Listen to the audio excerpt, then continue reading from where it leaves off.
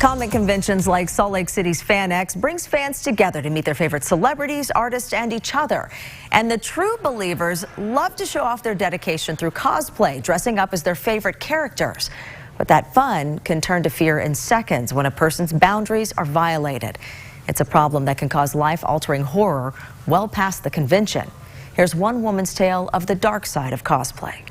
I am a portrait artist. You're creating a portrait of a character that you then get to wear. It's not just something you put on a canvas or on a piece of paper and hang on a wall. It's something that you get to interact with. Sarah Jane Eaton's home in Salt Lake City shows her incredible dedication to cosplay. I did Magic from the X-Men, Bombshell Catwoman.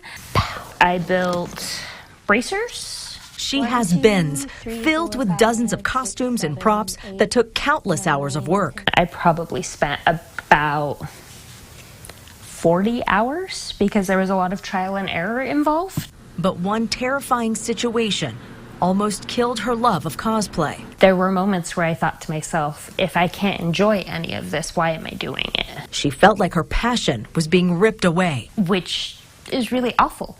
This year, during FanX 2018, Sarah began to speak about what happened. I'd stopped going to a lot of events because I was tired of him following me around. Sarah is referring to the man who harassed her at FanX and other cosplay events for 2 years.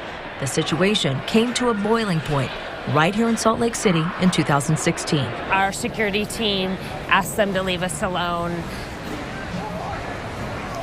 And they agreed to leave the convention because apparently I was not the only person that had made complaints, that had had issues, that felt uncomfortable, that felt fear around this person. The harassment didn't stop there, and the fear followed her into her daily life.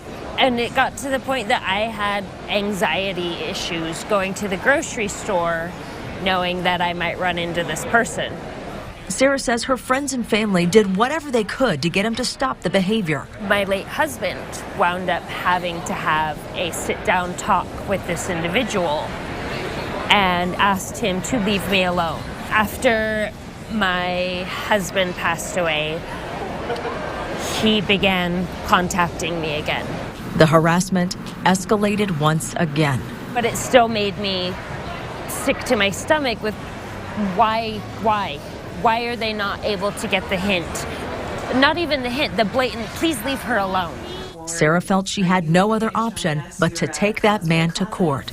But there was no guarantee a judge would side with her. I was honestly really scared that if I didn't get the injunction, that somebody might show up and harass me further or possibly threaten physical violence.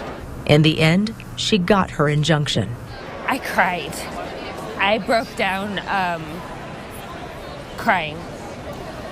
I felt so relieved. Sarah says harassment is still a problem at conventions, but she's not letting that or what happened stop her. Back at Sarah's home, she's already planning her cosplay for FanX this spring. It's something I've wanted to do for a really long time. And it's from one of my favorite comic books. Because she says, despite the dark side of the convention community, the amount of support that I had, the amount of people that said, yes, I believe you, that said, we're here for you, it outweighed that. And when Sarah was at one of her lowest points, it was there she found support. When my husband died, it was the cosplay community that rallied and that made me feel safe, that made me feel really loved and appreciated.